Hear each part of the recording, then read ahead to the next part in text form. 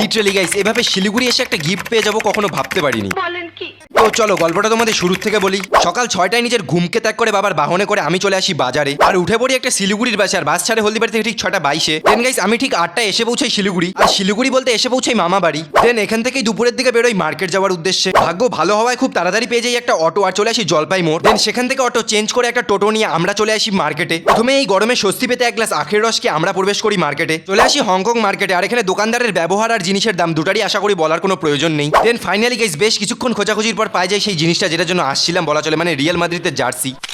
আর guys jersey হাতে পেয়ে আমার খুশিটা তো বুঝতেই পারছো। তারপরে আমার তো না হয় হইলো, বাট আমার সাথে তো আসছিল আমার দিদিও। আর এই দেখো গাইস মানে সত্যি কুচভি।